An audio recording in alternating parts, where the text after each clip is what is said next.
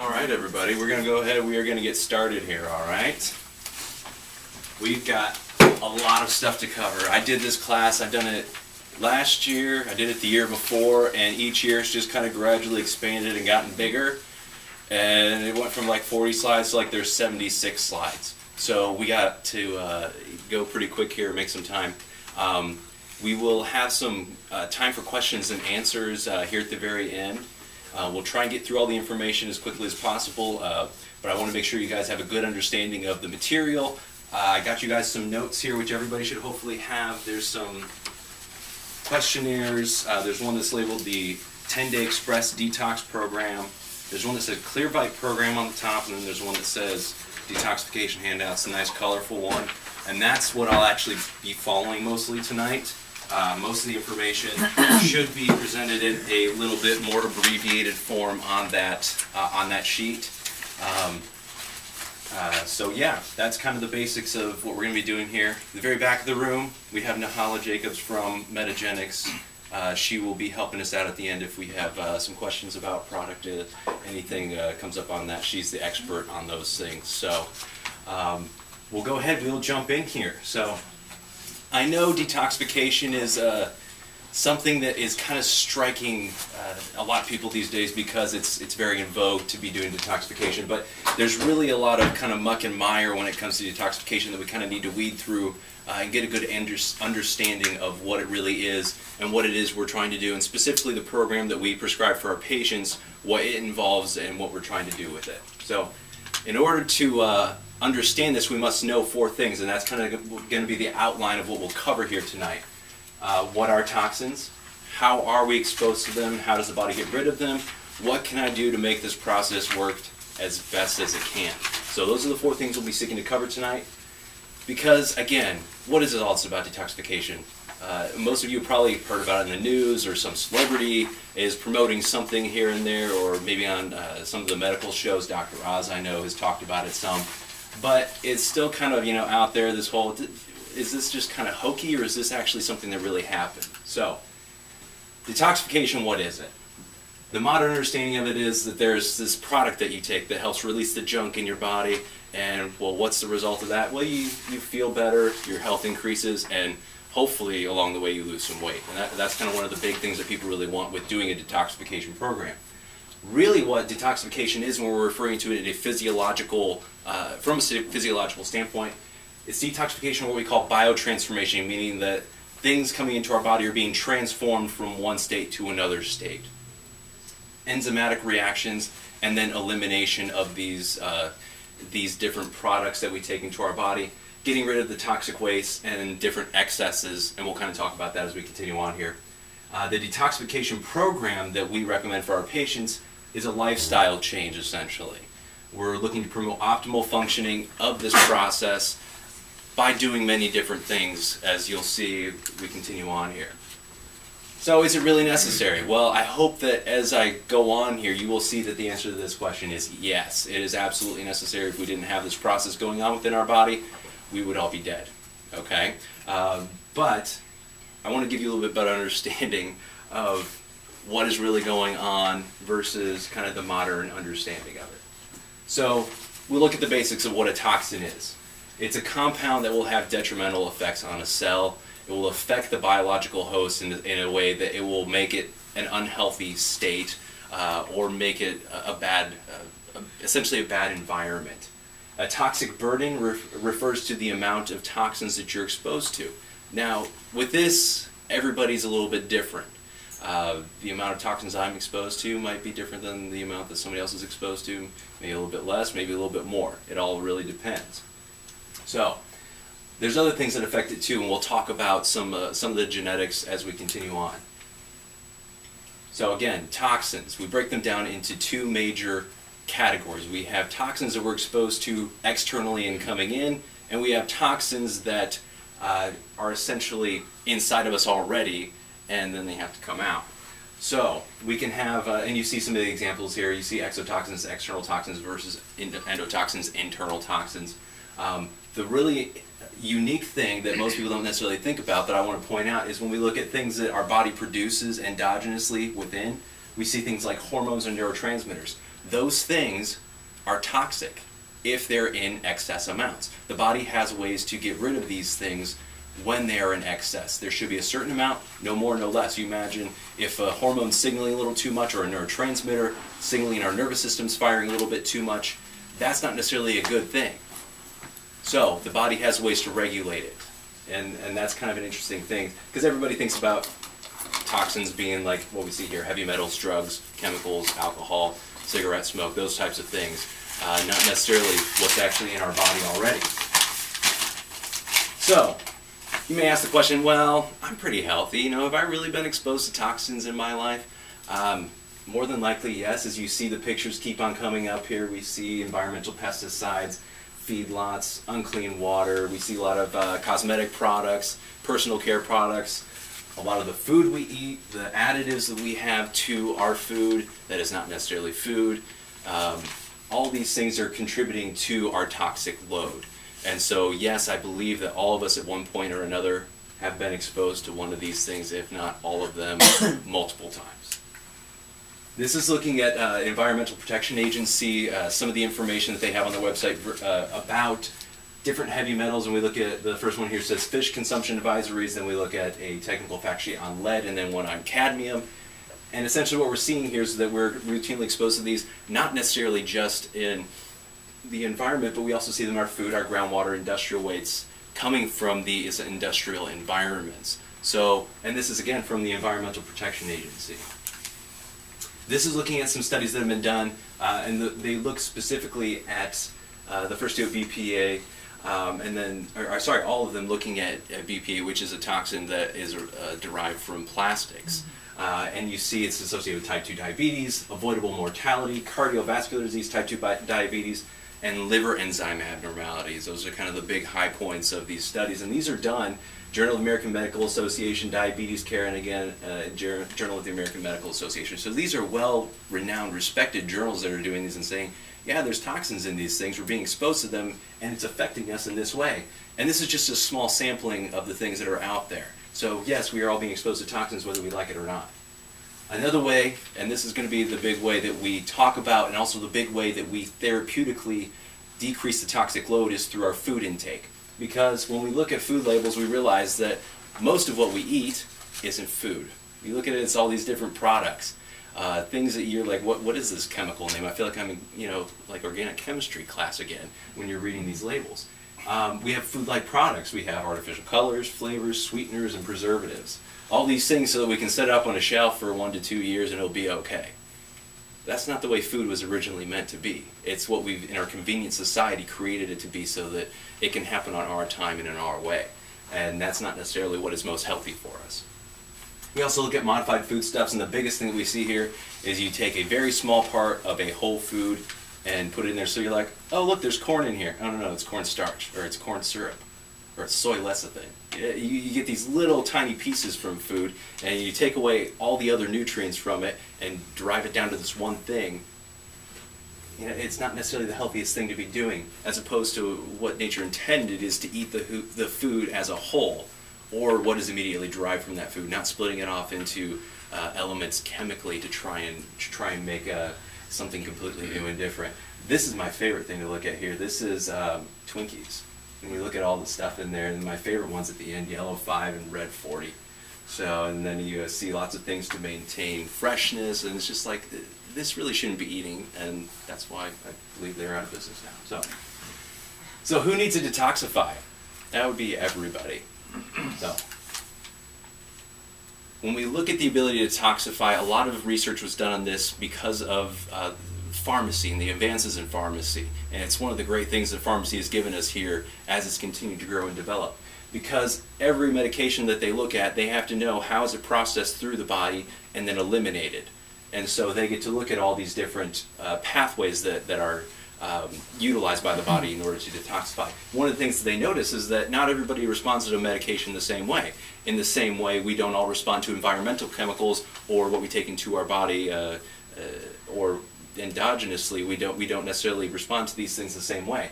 Some people get through their toxic load so fast, it's just absolutely amazing. Some people go through it so slow that that's one of the reasons why they're slowly dying. So There's great variance here, and like I said, there's a detoxification profile that's one, based on your genetics, but two is based on your environment. So we can't blame it all on genetics here, because we look and see the picture of the twins up here. They did a study, I believe is a Danish twin study, that said, okay, if we take two genetically identical twins and study them 40 years, 50 years down the road, one has this disease, the other one's completely healthy. Well, what was different about them? If it's truly due to genetics, they must have both gotten the disease, but that is not the case. One did, one didn't. So what has to be affected? That's the environment, or your epigenetic controls. Essentially, these lie around our genetics and protect them until a certain point when they're overloaded. And this is kind of a simple way of thinking about it, but until it's overloaded, that gene then has the ability to express itself and cause a disease to form. Because we all know people who are 70, 80, 90-year-old smokers who have smoked for 70, 80 years. And we know people who get lung cancer at the age of 40 because they smoked for 2 years when they were in their 20s. So people have varying abilities to detoxify. So now we're going to kind of get in the nitty-gritty of it. My favorite part, not everybody else's favorite part, so I'll try and get through the physiology of it fairly quickly. But this is really, how does this thing work? And again, we look back to pharmacy and pharmacokinetics. We see that there are essentially 3 phases. The first phase is formation of a new chemical from the toxin, because a toxin is essentially something that our body is exposed to that it can't get rid of in that state. Usually that's because it's fat soluble instead of water soluble. Water soluble things we can take into our body and pass them out easy. Something which is fat soluble is not that easily passed through. That's why it has to be biotransformed or detoxified. So that's what these 2 phases are for. Phase 2 then puts a reactive, it puts a water-soluble molecule onto it so that way it can be passed out. So this is phase 1, phase 2. Phase 3 is looking at the excretion. One of the ways is through the kidneys, the other way is through the gallbladder, dumping it back into your intestines to be eliminated. So this is looking more at phase 3 clearance, and this is specifically talking about the pH of the body. Most people are leaning more towards an acidic pH when we look at all the foods that we take in. So the optimal range for detoxification and elimination, as you can see, is supposed to be a little bit higher, which most of us are a little bit lower. So that's one of the things that we can see, and that's why one of the specific products that we have, the Ultra Clear pH, is really made for trying to balance out the pH within your body so you can have optimal elimination through phase 3. So this is kind of the basics of it. We have 3 main players in this game. We have the gastrointestinal tract, then we have the liver, and we have the kidneys and the gallbladder, and then we kind of cycle back through the small intestine and the large intestine again. We see barrier functions, detoxification, filtering, and then elimination. All these things are accomplished by these 3 organs working in concert with each other. They have to all be working well, or else the process starts to back up. So this is a cool little animation that kind of takes you through how this happens. And we have different enzymes here, the cytochrome P450 enzymes that add a functional group to a fat-soluble toxin here. It breaks them apart. Now when this happens, this actually becomes highly reactive and actually more toxic than it was initially. So the body has to do something about it very quickly, which is where phase 2 comes in, and it adds the functional group that makes it water-soluble and decreases the toxicity of it. Now some things when they come into our body, they just go through phase 1 and they're detoxified. Other things, they bypass phase 1 and just go right to phase 2. There's different toxins, but this is kind of the general makeup of what happens when we take something toxic into our bodies. And then, as we talked about earlier, neutralized toxins then passed out through the urine or through fecal material. So that again is where alkaline urine helps support the excretion. pH over 7 is going to be more beneficial in this. So this is a constant unconscious process. Could you imagine if we had to think about doing all this? Throw that in with having to think about digesting your food, making your heart beat, making your lungs expand and then exchange gases across. You just couldn't think about all these things. So it's very nice that this happens and you don't necessarily have to think about it. It's under unconscious control, so to speak. No, this is the same thing I just went over with you, just in another little diagram. The thing I like about this diagram is this. It says, what do you need for each of the phases? And that's where the supplements that we'll talk about later come in. But we see the required nutrients, we see B vitamins, folic acid, glutathione, antioxidants, and really looking at botanical antioxidants and phytonutrient combinations. Then we look at the amino acids needed for step 2, and then sulfated phytochemicals to add sulfate groups to the reactive intermediaries to make them water soluble. And then again, everything is excreted. So, there has to be a balance here. If we have too much phase 1, it's going to back up. We're going to have a lot of those reactive intermediaries, and phase 2 is not going to be able to catch up. If we get loaded up into phase 2 there, and phase 1 is slow, then it's going to cause a backup of the toxins to accumulate within the body. So, this can all vary from person to person. As you can see, there's lots of different factors that will affect it. The detoxification pathways have capacities that can become overburdened. Essentially, like we see here with the water glass, you just keep on pouring more and more into it. Eventually it exceeds, and there's nothing you can do about it. It just spills all over the place. And this is kind of a little diagram that I put together to help you understand this a little bit easier. So this is what we have normally. We have essentially 3 toxins to 3 units of detoxification ability, whatever you want to describe it as. So that's normal. Everything that's coming in is being detoxified and being taken care of. But what happens is if we have a toxic overload, we still have the 3 detoxification ability, but all of a sudden we have double the amount of toxin. So what's going to happen? This is going to get backed up, and it's not going to be able to push through into the next phase. It's going to slow things down. So we can have the toxic overload that can affect toxic accumulation, but we can also have hypofunction or diminished function of detoxification where we don't have enough, or we have less. Even though we have the same toxic exposure, it just can't keep up with it anymore. So those are the types of situations that can lead to excessive toxicity building up in the body. So what happens if one of these situations happens and begins to break down? Well, this kind of shows you. We start to have effects, healthy versus unhealthy. It starts to affect and accumulate in our fats. So that way whenever we go work out, we feel awful afterwards because we just burned through our fat and release all these toxins into our body. It accumulates within our brain. It can start to affect our gastrointestinal system and start to make it leaky so that more toxins are then leaking in.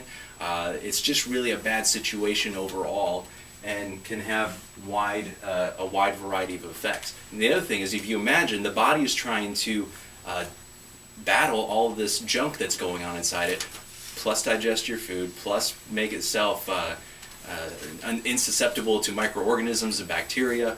It's got a lot of things going on. To throw this in on top of it, something else is going to suffer because of it. There's not going to be as much attention paid elsewhere, and that's where we see some of the disease states start to kick in. That, along with immune activation, there's really a complex network of things that interact here to cause all these types of symptoms. And you can see, and I have most of them in your notes too, but there's just a wide variety of things here, and a lot of it being attributed to digestive distress and immune distress, because both of those things intertwine very strongly. So here we have a whole nother page of symptoms. There's a lot of things that people have because of toxic exposure. And not to say that that's the only thing that is causing these, but it can definitely be contributing in many situations. So you read through that and you're like, man, I have some of those symptoms. What do I need to do about this? Well, the first thing is I want to kind of address for you, what do we do from a chiropractic perspective or a holistic perspective? Because in my mind, the body has the ability to heal itself. God created us with the innate ability to be able to heal and to be able to regenerate. And that's exactly what I put up here. The body is self-healing and self-regenerating. If we give the body what it needs, the body will then be able to adapt and be able to function the way that it's supposed to. And again, like I told you, this is under automatic control. We don't have to think about this. This is all unconscious. So we don't necessarily perceive that we're having problems with it. That's why it's just good to try and keep yourself healthy, keep this built up so it doesn't become a problem. Much like those of you who are chiropractic patients here understand, with your chiropractic care, there's not always necessarily a symptom associated with it, but you come in and get adjusted, things just go better. They work better the way they're supposed to. So, how do I recognize if I need to do one of these? Well, we just kind of talked through all the symptoms on the previous slides. And so the thing that we really look at as practitioners is somebody's history. What is in their history that may show that they've had some toxic exposures, or that they've had some issues that may have dealt with toxicity. And we get a lot of information from questionnaires because a lot of this diagnosis is based on signs and symptoms. When we start looking at like kidney testing and liver enzyme testings, those tell us if we have like frank pathology or disease within one of those organs. It doesn't necessarily say this maybe isn't working quite as well as it should be. So those are some things that we could see if in congruence with if somebody had an actual disease in one of those things, in one of those organs. So they're potentially useful, but really we get most of the information from doing these questionnaires and really getting a valuable history from the person, which you guys have these questionnaires as part of your handouts. It's the one label detoxification questionnaire. And as you can see, it takes you through past exposures, conditions. So that's a really beneficial thing that we do here. The MSQ, the medical symptoms questionnaire, is the front of the page, and then the xenobiotic tolerability test is the back of the page. Xenobiotic is pretty much just a big word for toxin, something that's not supposed to be in the body. So the other thing that we can do is also a 4-day food diary. Not something I gave you in a handout, but all the doctors here have access to a little form or just a piece of paper. You write down what you eat for 4 days, bring it in, have the doctor take a look at it. And you might be surprised when you actually write things down that you're eating as to, you're like, wow, maybe I don't eat as good as I thought I did. Or maybe I am being exposed to more toxins than I imagined possible. So it's a really eye-opening experience, and I encourage you to do it. But these are those less invasive things, very conservative things that we can do, not necessarily drawing any blood, not necessarily taking any samples of anything that we don't necessarily need to. So, based on the results of the history, the questionnaires, and seeing kind of what severity is that we're dealing with, we can then prescribe a treatment plan based on this. And the thing that we really like to do is a 4-part treatment plan because it incorporates some very important aspects that help detoxification to go well, but really the entire body as a whole to function the way it's supposed to. So we see here targeted nutrition, a clean eating plan, simple exercise, and stress management.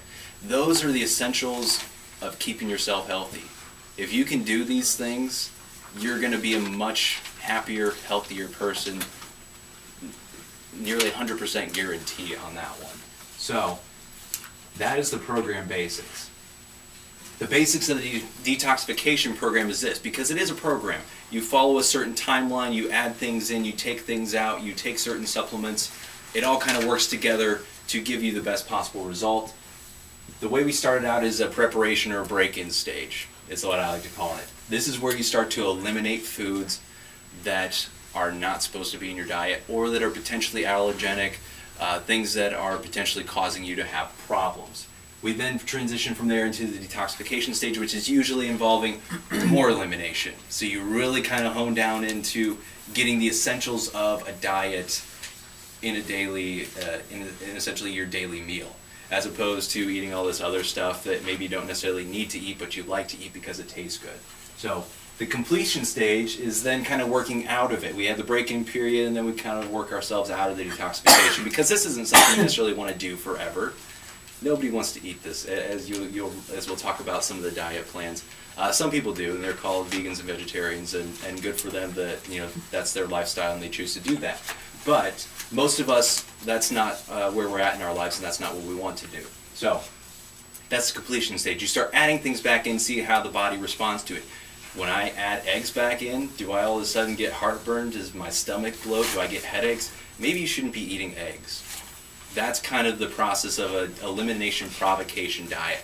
So that is kind of the basics of it, and then the continuation stage, because if you do all this, you do 10 days or you do 28 days, whatever it is, and you just go back to doing the same thing you were doing before, that's really not what this is about. This is really about trying to incorporate new things into your life and make lifestyle choices that are intelligent so that you can then incorporate them as you continue on in life. Not necessarily to just go back and be like, okay, this is my binge diet and then I'm going to go back the way I am. That's not healthy, and that's not going to give you long-term results. So, this is not starvation. It is not caloric restriction. You can eat as much food as you want, as long as it's fruits and vegetables and some of the basics as we'll kind of outline here. So, it's not necessarily limiting anything that you can eat, or I should say the intake of the amount. In fact, poor nutritional intake during a detoxification program or period, I believe this is really what is causing a lot of the problems. Because if you're giving yourself a bunch of junk, the body can't even get energy to run this process. That whole process I was talking to you about, where the toxin comes in, the toxin goes out, that all requires energy. If you don't have energy, healthy energy derived from your food, it's not going to work the way it's supposed to. So, we are working to normalize the ability to eliminate toxins while decreasing your toxic load. What does that look like? We come back to this illustration here. We have normal. We want to reduce the toxic load so we can keep the toxin, the detoxification ability the same, and just reduce what we're bringing in. That will help this process to work better. Or we can keep the same amount of toxic load coming in, but increase our detoxification ability through different nutrients that help to boost up liver function and antioxidant function. So what we like to do in this program is take a combination of both of these, put it together. It's the best potential outcome in the program. So that's really what the program is. We have two different things that we work through here. In the past, we've had the Metagenics detoxification programs, which is a great program. They have a 10-day program and a 28 more long, intense day program, and get some really good results. It's a really intense program. If you are having some issues, this is a great program to be on. Okay, it will jumpstart your system pretty amazingly. The other one we have here is through a company called Apex, and that's the one I've done here the last few times. This is more of, I use it as a maintenance cleanse. It's really good to kind of get the body back on track, give yourself some nutrients that you need. It's a little bit easier, it's not quite as labor intensive, and the food restrictions throughout are not necessarily as rigorous, okay?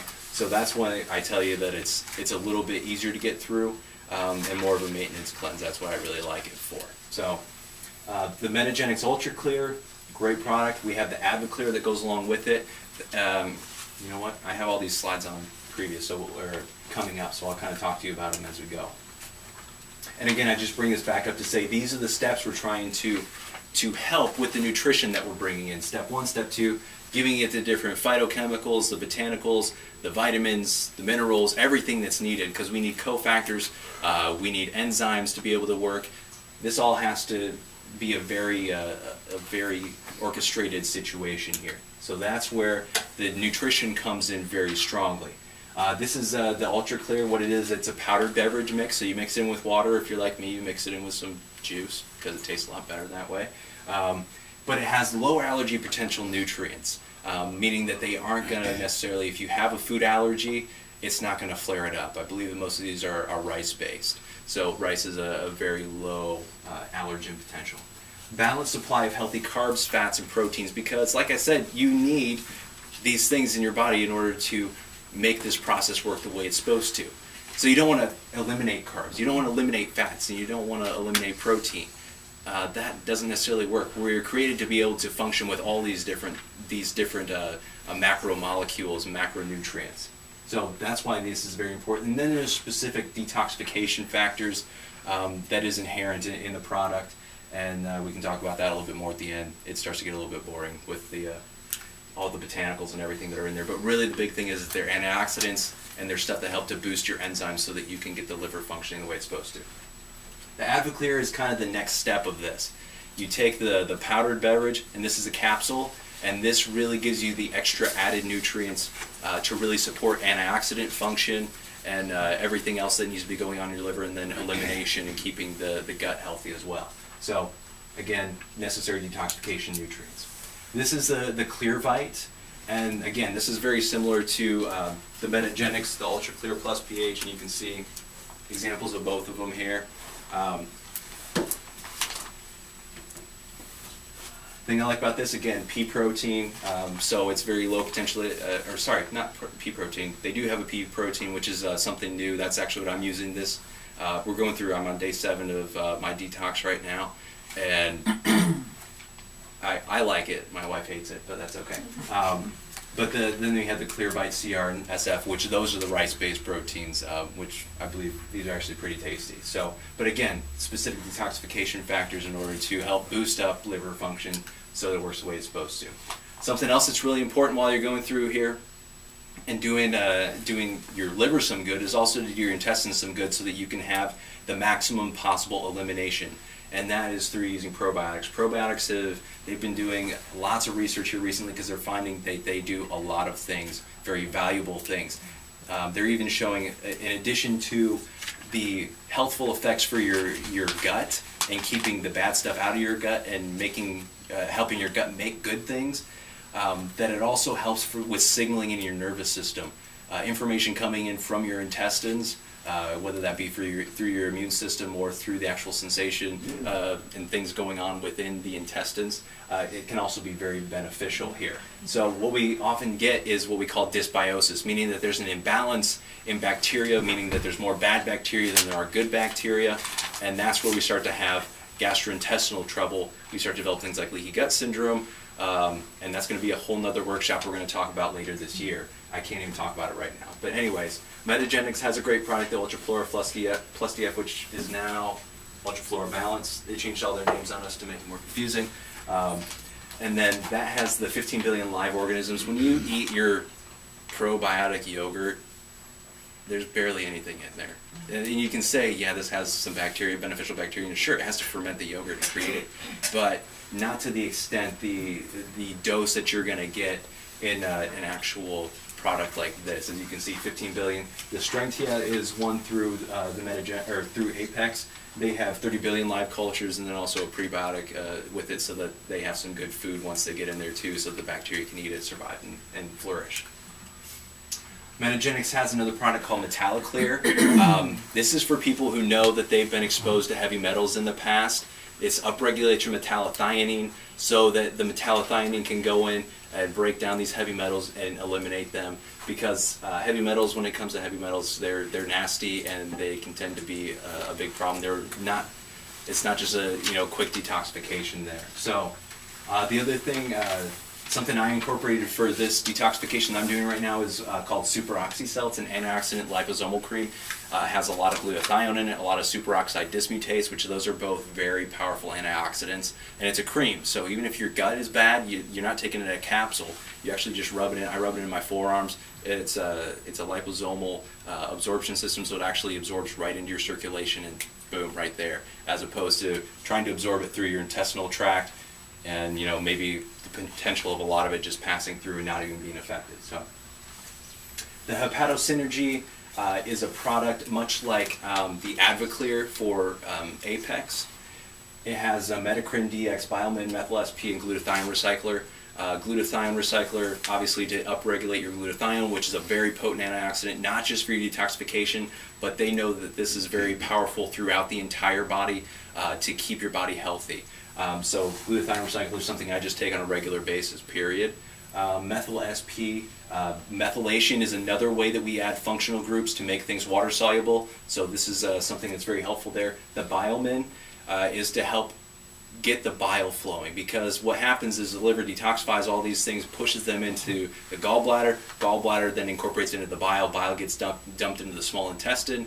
If that process isn't working well, the gallbladder starts to get backed up and things get kind of gunked up and nasty there. You're not eliminating toxins as well as you could, so the Biomin is to help pass that out. And then the Metacrin is just kind of an overall boost up all the conjugation reactions in phase 2. So yeah, lots of stuff going on there. I know I just bombarded you with a lot of information about supplements, but just to kind of give you an idea as to what they do. Now, the part that everybody wants to know about, what's this clean eating plan that I have to stick to during the detoxification?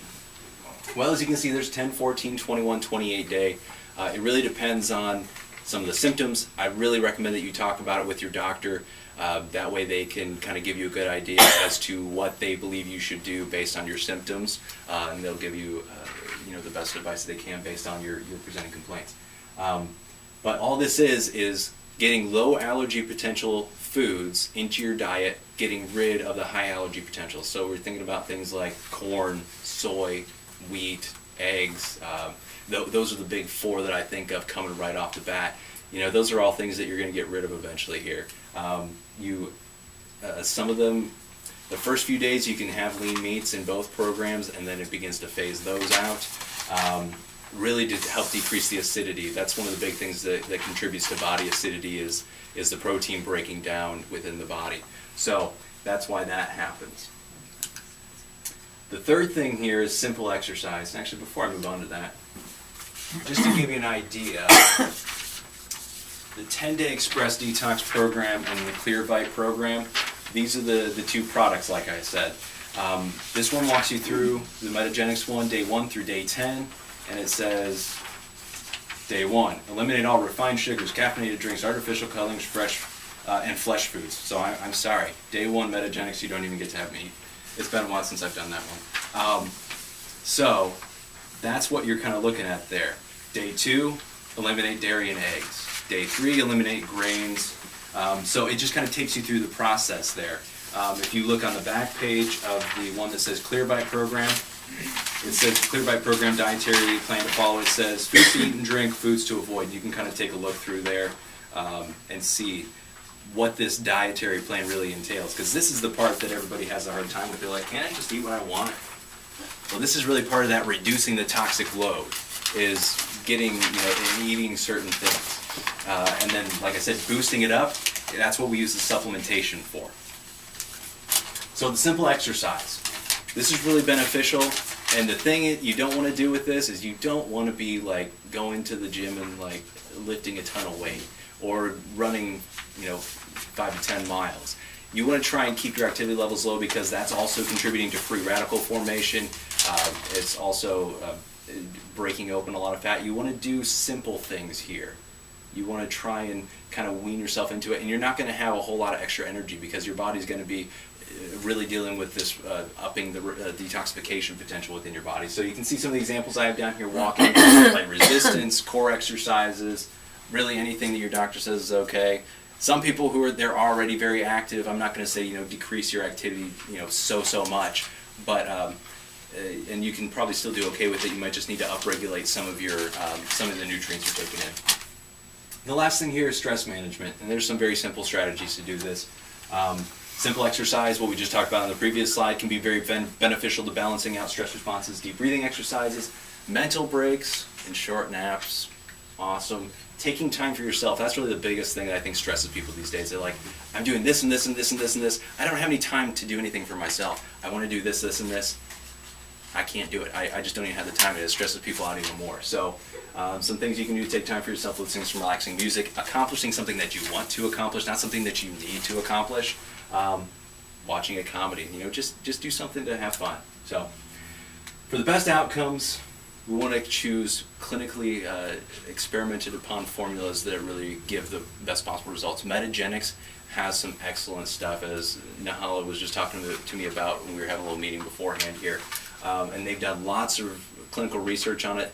They're the only company that I believe has the ability to label their products as medical food, as opposed to just a supplement, because it has been used. It's been used in clinical studies to show that when people are doing this, it helps to reduce these symptoms, X and Y.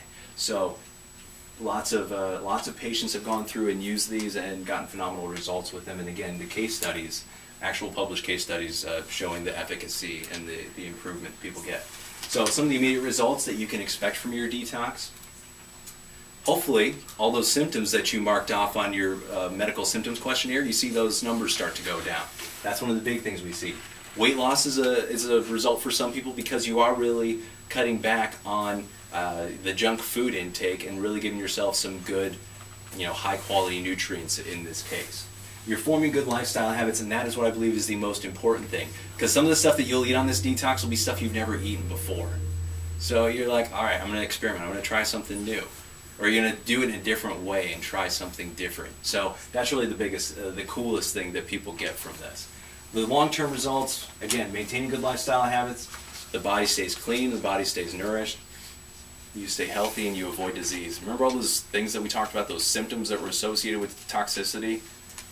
Avoid those.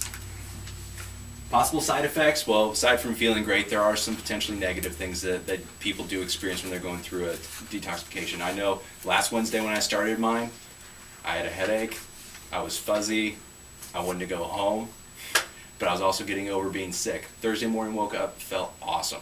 So you can definitely have some of these things, especially the first 3 or 4 days when you're getting started: sleep disruption, some lightheadedness, bowel changes.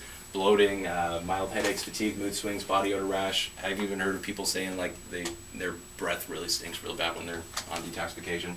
I don't know, but so those are some of the potential things that you can have with doing a detoxification.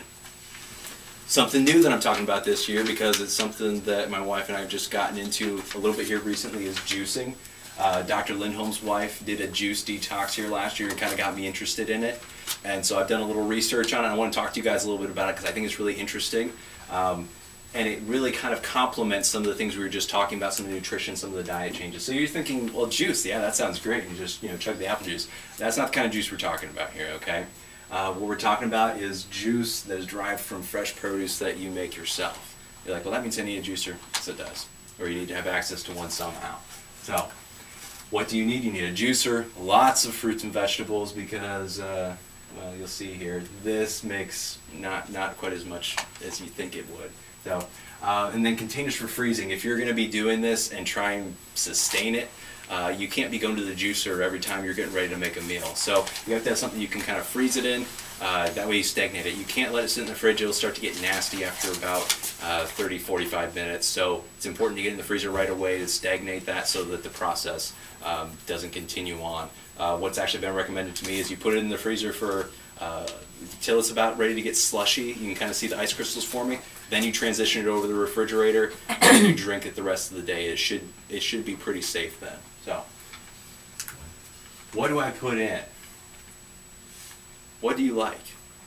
That's what I ask people, because you don't want to put in a bunch of stuff that you're like, I don't even like these things. Granted, you do have to put some of those in, but this is a really good opportunity to get some really high concentrations of nutrients in. So put in fruits, vegetables that you like. Chlorophyll-rich foods, those are the greatest things to put in. You put some green leafy vegetables. You don't get a whole lot of juice from these things, but you get a lot of nutrients derived from them. So, phytonutrient-rich foods are those that have a lot of color. So anything that has a lot of color, you put it in there. A lot of really good stuff for detoxification and also just overall body health. Gelatinous produce, and this is something I haven't tried yet, but I saw in some of the research that people were doing and some of the experiences people were having. This is a really good thing because it binds bile and fat solubles. So that way when things are going through your intestines, it just kind of grabs it along the way and helps to pass it all out the other end. So we have chia seeds, aloe vera, and spirulina. These are chia seeds once you mix them in with water. They become this gelatinous type material, and they help to kind of pass all the junk through and really help to absorb toxins and bile and pass it out. Because the thing is, you don't want bile that's coming from the gallbladder to just sit in your intestines. It needs to move through, or else it's going to get reabsorbed, and then you're just going to keep on cycling the same toxins and bile through over and over again. So that's why that becomes important. Aloe vera, you can take fresh aloe vera. There's liquid aloe vera. You can just pour it in and mix it. And then there's also spirulina, which is a blue-green algae here. And that's it in a powder form. You just mix it in after you have the juice all made, and very high in protein, very high in phytonutrient content. Fruits, lemons and limes, and this is something we just started experimenting with recently, and lemons make your juice taste awesome no matter what you put in. You put kale in there. Kale is very bitter. We put a beet in there. You put lemon in with it. All you taste is lemon. You just get this nice, pleasant, like, I don't know, it's just fresh and clean. So you can get a lot of stuff in there. The lemon helps to kind of cut through, or the lime. Especially when you start getting things that are assisting in detoxification, like parsley and cilantro. You start putting some of those greens in. Those are very powerful greens. And so you put a lime in there, it really helps to kind of cut down on some of the strength of that flavor. So it's really nice. So this is kind of the basics. And like I said, you start with all this here. You end up with a lot of pulp. And you end up with some juice. And this is the one we put beets in. Beet really overpowers the color of the drink. Greens really do the same. If you don't put a beet in, you just do like some fresh greens and put a lot of other stuff in, the green will really kind of overpower that drink. But that's kind of what you see. It made more than this, but I think we got about 2 servings out of that one. So why would I want to do this? Well, imagine this. You take all those nutrients, all you're taking out is the fiber, everything else is passing through into the juice. So you get easy absorption of a ton of nutrients. You get very efficient nutrients because it's just all in this tiny little package here. You get a lot of variety without getting a whole lot of bulk. And you look at this slide here, you're like, oh my gosh, all that? into here. Not a whole lot of bulk. Can you imagine if you had to eat all that? You know, you'd be super full very quickly, whereas you can drink all the nutrients from that much more efficiently. So it's easy to transit, it's easy to eliminate. It's essentially a detox, because if you imagine if you're juicing every meal or mostly every meal, you're giving your body a lot of nutrients, and you're also giving it a break from all the junk that you're eating. So if you do this type of thing, it's essentially like doing a detox. So we're kind of coming down the home stretch here. I know I've talked to you guys a lot, but here's the question: are you ready? Is this something that you're ready to do? Some of you probably are. Some of you, definitely not. Or maybe you're kind of teetering on the edge here. So this last section here is to kind of give you some ideas and to also kind of give you some encouragement and some things that you can do, okay? So if you're interested, you're like, yeah, I want to get started on this. I want to get started now. Okay, just hold your horses for a second. Prior to starting, you probably want to kind of break yourself into it, even prior to that break-in, especially if you've been, you know, eating pretty poorly. If you've been doing okay, maybe you can just jump right into it. But things to try and avoid here and eliminate would be things like alcohol, refined sugar, caffeine, and artificial sweeteners, because going off of those cold turkey and then incorporating all those nutrients, you're going to feel pretty awful right off the bat, and you're probably not going to continue on. So if you can eliminate some of these things that are very addictive to the body, it can be a much better experience for you going through. Eliminate your convenience food, all your prepackaged stuff you throw in the oven, throw in the microwave, and don't really have to prepare. You need to get rid of that, because if you look through the ingredients list, you're going to be like, I don't recognize half this stuff. I mean, how did they make lasagna out of all this? I mean, it's pretty fantastic and amazing. I don't know how they do it, but begin to phase out some of those high allergenic types of foods, which would be your grains, your dairy, your eggs, and some of your nuts and seeds, especially peanuts are known to be very allergenic. Increase your intake of whole, nutritious food, nutrient-dense, nutrient-rich, because a lot of us aren't getting nearly enough throughout the day. So the more that you can start to incorporate some of these principles in, the more easy it's going to be to transition. Plan ahead and prepare. I know this picture's kind of small, but this is one evening of our preparation. We have 2 salads made, we have some carrots ready to go, we got some peppers cut up, we have oranges sliced, we have kiwi sliced, and then we have this nice little medley of vegetables and fruits over here. So this is kind of what our kitchen looks like every night before the next day, because we're trying to incorporate all these things. The biggest thing that I tell you, though, you don't want to do this detox between Thanksgiving and Christmas. It's going to be completely worthless, okay? That's why we started ours after the New Year. So you need to plan around your calendar. January wasn't a great month for us because we have birthdays every month we're trying to celebrate. So everybody else is eating their chicken elegant, and we're sitting over here eating a salad and kind of boring stuff comparatively. So, you kind of want to try and fit it in. Now you can't say, well, man, I can't fit it in until next year. Then you got to try and work your schedule around it and be a little bit flexible. So budget the time, budget the money, because you are going to be buying a lot of produce, and it does take time. As you can see, you have to clean and cut all your produce ahead of time. That way you can have it available throughout the day. Packing lunches the day before, and this is exactly what you're seeing the process going on in the kitchen right there. Packing lunch the day ahead of time. Plan your menu a week at a time and grocery shop accordingly. So it's like, okay, I want to make this, this, and this. I'm going to have leftovers this point. I'm going to have leftovers. I'm going to have leftovers. Or I'm just going to, focus in on just having more fruits and vegetables for a meal, something of that nature. So, and then shop accordingly. Make sure you try and get it all, at one time. That way you're not running to the store every night to try and get something you forgot. Portable snacks are great. Grab a little baggie of something and take it to go. Take your own food for events. Like I said, we had a birthday here this last weekend. We had to take a salad, and we took a big tub full of that salad to eat along with it. Thankfully, my mom has a lot of eating restrictions that we do as well, so she had like green beans and all kinds of good stuff for us. But you got to kind of know where you're going, and especially like when you think about restaurants here. There are some restaurants out here who will be pretty forgiving to your detoxification program. A lot of them are not, especially when you look at even like I can go get a salad. You can look at most of the dressings that they have at these places. They're not worth it. So this is just kind of some basics here and some of my favorite things. Eat a lot of salads on this. I'll just tell you that right now. Salads are great and they're fast. Stir fry. I wish I just took this picture from the internet. That's most of your stir fries, especially if you do the Metagenics, days 5 through 7, you're eating like cauliflower, broccoli, apples, pears, and like leafy greens. So it really kind of eliminates down what you can eat.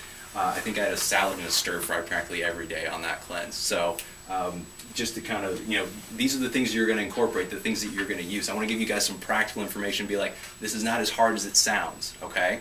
So, spaghetti squash, awesome. I don't know if any of you have ever had this before. I never had it until I started chiropractic school. I was introduced to it.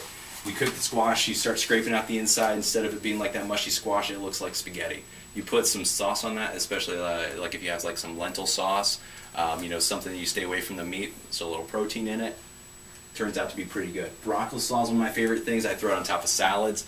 I throw it in stir fries. It has cabbage in it. Usually has red cabbage, some carrots, and then it's got the broccoli shoots in it. So a lot of high nutrients.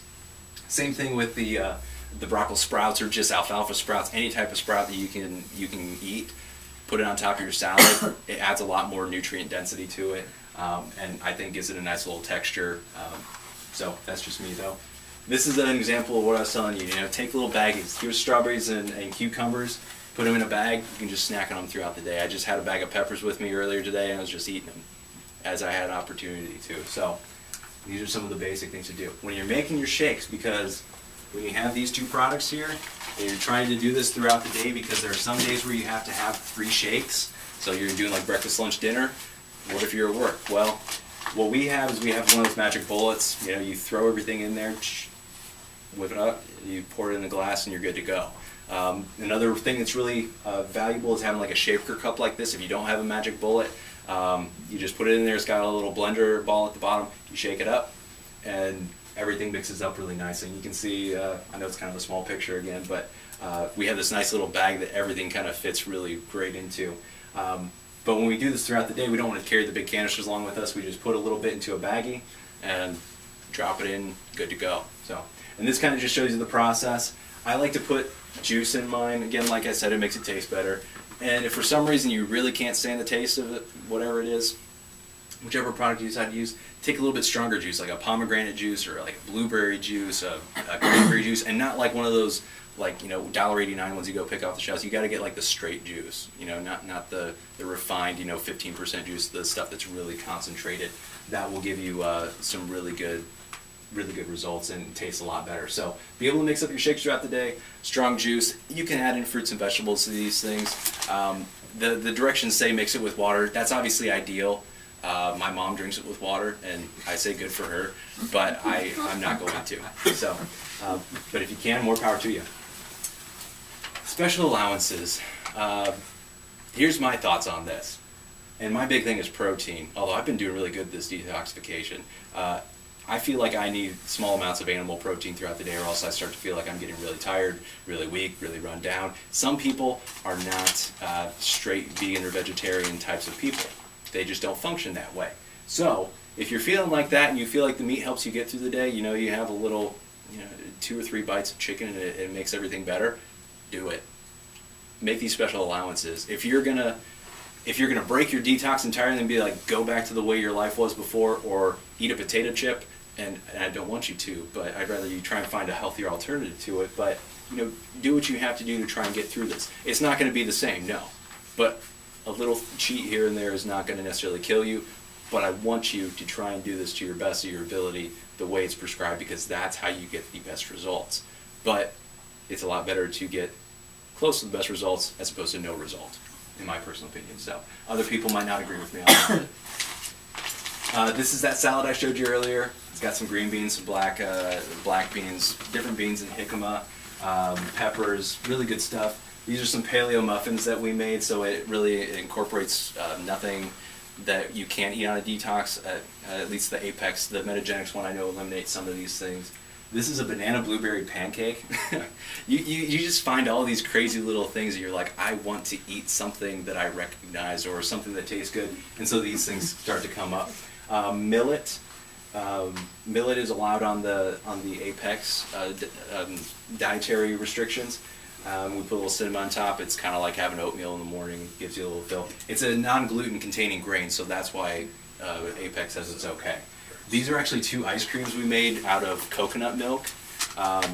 There's a little bit of sweetener in there, but like I said, if you're gonna do it, you may as well just barely break as opposed to completely break. So there's a little bit of honey to sweeten those, but again, pretty good for the most part.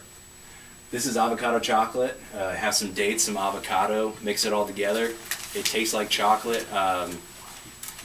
Yeah, you put some cocoa powder in there, obviously, and it turns out to actually kind of quell some of those urges. So, almond butter, kale chips. You look online, find some recipe for some kale chips. They're nice, they're crunchy. They kind of give you, if you're reaching for the potato chip, try kale chips. They're not bad. So, and then this is my favorite thing. This is like what I live for. This is my dessert through detoxification. It's a rice cake with almond butter and raisins on top. That's why I put the little heart over there. So that's yeah, I just love those things. Sushi. I don't know. Everybody's like, I don't think I can eat sushi. I don't think I can make sushi. Well, in this you don't have meat anyways, so it's not like you're putting fish in. This is all vegetarian sushi. So we have like green onions, some cucumbers, some carrots, and some avocado. Throw it in there with some rice. Wraps up, it's awesome. You get a nice little product like this, and it's fun. And yeah, you can do the tapioca rolls, because I know some of you are saying, oh, that seaweed's so nasty. And I used to agree with you, but I like it now. But the tapioca is a lot more mild taste, and it's derived from a plant, so it's safe to eat on here. So fun and good. So this is something we just tried here recently. It's pretty much a concoction of white bean or rice, black beans, avocado, and lettuce, and then you put a little chicken on top, because during the first 4 days of Apex you can have some lean meat. So that was actually really good. Oh, some red onions too. Guacamole. People like guacamole here? Excellent. So you think guacamole, you're like, I'm gonna have a tortilla chip. Well, how about you dip your carrot in there? Yeah, we went so far last time. We were like, what can we do with guacamole? We actually put it on a rice cake. It wasn't half bad. I mean, the rice cake's really a delivery system for guacamole. So that's something that we do a lot of during our detoxes to kind of help dress your food up a little bit. That and hummus. Hummus is another really good thing to add in to kind of help make your vegetables a little bit more appealing. So this is black bean soup. Pretty fantastic and safe. Zucchini chips and sweet potato fries or chips, however you want to do them. Again, very safe as long as you're not adding all the cheeses and all the specialized spices and everything. Keep it simple. They're still really good. This is a homemade Chipotle burrito bowl. You take some lettuce, take some rice, take some black beans, throw some guacamole on top, spice it up a little bit. Excellent. Gets you through a day. So be adventurous. Try some new things. You got to go online. There's tons and tons of recipes out there. This is not a diet. That's really what I want you guys to get across here. This is not where you eliminate one thing. Like I said, if you eliminate protein, that doesn't work. If you eliminate carbs, that doesn't work. If you eliminate fats, it doesn't work. You need all these things in order to be healthy and in order to function. It's not sustainable. So I ask you not to do it. Do something like this. It's be more beneficial. This is a lifestyle shift. This can all be temporary unless you decide to prolong this, elongate it, and actually do something about it after the detox is actually over. How do you want to feel? Usually you like the way you feel in a detox. You're like, man, I haven't felt this good in years. So, do you like to continue on and do that? Don't go back to eating all the junk you were eating before. Keep on doing some of the things you're doing before. Add some of that stuff back in, because it is good to be able to eat some of that kind of food every now and then. But it should not be the bulk of your diet. What will you add back at the end? Again, hopefully some of the bad stuff, but not all of it. Okay? Or at least not to the same amount. This outlines some of the upcoming educational events, and those of your patients here have seen our new flyer that's hanging around the clinic. I have some up here in case anybody doesn't have any. Detox workshop is obviously today. Coming up, and just kind of some things that are congruent with what we're talking about tonight. Dr. Lindholm will be doing the grocery store workshop, and he'll actually be taking you through a tour through the grocery store and saying, these are the types of foods you should be eating, this is why. These are the types of foods you should be avoiding, this is why. So that's coming up here April 16th. If that sounds like something that interests you, mark it off on your calendar now, because it fills up fast. The other one is Digestive Health Workshop here in June, and I'll be talking about that. Like I told you, leaky gut is something I could spend hours talking about, but we're not going to do it here tonight. We'll do a little bit that night though. And then the last thing, how to cope in a stress-filled world. Dr. Lindholm, I believe, is going to be doing that video series here later in the year, so that'll be something to look forward to. And it's not an actual event you come to, but we're going to be filming some videos about stress, and then kind of talking about how that can affect life and lifestyle. because it is so very detrimental to our lives, and if we can learn how to deal with it appropriately, our lives are going to be so much better. So for those of you who are not ready yet, what are some things that you can do? You can cut back. All those things I've talked about already, work to cut back on them. Work on that health promoting diet, getting the good things in, starting to phase the bad things out, okay? Plan to be intentional, even if you're not necessarily doing this as a detox program. If you're just trying to get back on the right track, so to speak, you still have to do this because you have to prepare the produce, you have to plan your lunches, you have to plan your menu and shop accordingly, you have to plan snacks throughout the day. Blood sugar dropping throughout the day is a big reason why people go and just grab whatever convenience food they can find. So if you have something there that's healthy and you can just, boom, it's ingested and you're good to go, you're going to be a lot better situation. You're not going to reach for that bad stuff. Picking healthy restaurants, places where you know you'll have healthy options of things you can eat. Reading ingredient lists and product ingredients, especially when you look at things like our personal care. And the big one I didn't talk about much earlier because I know I'm already talking a lot to you guys, but when you look at antiperspirants, and you see there's aluminum in those things. And you absorb some of that into your body. And you look at a lot of the cosmetics that women wear, those are the same way. And that's not something I claim to be an expert in by any means, but that's where a lot of this stuff is coming from. Microwaves, some people will talk about, that's going to promote free radical formation in your food and kind of kill a lot of the nutrients. I agree with that. I like to use my toaster oven if I have the opportunity or the ability to choose one or the other. So plastics, avoiding plastics, making sure stress management, exercise is all good. Those are all very beneficial things. Do you mean like drinking out of plastic cups? Plastic cups, maybe not so much, but especially like the plastic bottles, especially when you have a plastic bottle that's been sitting out for a long period of time. If you like going filling plastic, drinking it right away, it doesn't have as much time. But when stuff sits in plastic for a long period of time, or like you take your plastic Gladware, throw it in the microwave and warm it up, and all these free radicals all of a sudden start bombarding around, and all this junk starts to get released into the food that you're now ingesting. Is it proven yet? I can't say. I can't say I read a study, but it makes sense to me theoretically. I'm sure somebody's done some studies on it. So that would be my recommendation on that. And a lot of those bottles, they'll say like they're BPA free. Even I really like glass. Glass is going to be your best way to go in that, or just keep on refilling plastic, in my personal opinion. So yeah, stress and exercise, stress management and then exercise. These are some really good informational resources. This is where I got a lot of the information about some of the juicing that I talked about, but also about detoxification. And it's really good because you can watch it. All these things are documentaries, and they got some really great information in them. And they go into a lot more. We kind of honed in on detoxification. They talk about a lot of different things. So, Hungry for Change, Fat, Sick, and Nearly Dead, Fresh, and then Food Matters. Those are some great informational resources, some great movies. If you guys have Netflix, all these are on Netflix. Not that I'm promoting Netflix or anything, but there's tons of documentaries like that on here. I started watching it, and it just like one leads to another, leads to another, leads to another. And yeah, I watched way too many food documentaries here within the last month. But yeah, these are some of my favorite ones that I watched here recently. So I encourage you, if you want some more information, or you want some more motivation, these are some places to start. This Fat, Sick, and Nearly Dead, this guy started out with an autoimmune disease. He was taking steroids. He juiced for 60 days. It all cleared up, and he obviously went from this to this.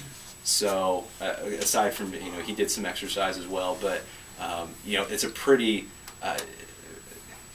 yeah, it was crazy, absolutely crazy what he did. But, drastic times call for drastic measures. And that's the point he was at. So we have lots of information on our website. I did some detox stuff last year, did a couple blog posts on it, and I'm planning on hopefully trying to get some more in as the year goes on. Also posting some recipes, just because that's the big reason a lot of people don't continue on with these things. They're like, I don't know what to eat. So to give you some good ideas as to some of the stuff you saw tonight, and then also some good ideas as to other things you can do. So check out our website. This is the end. We finally made it.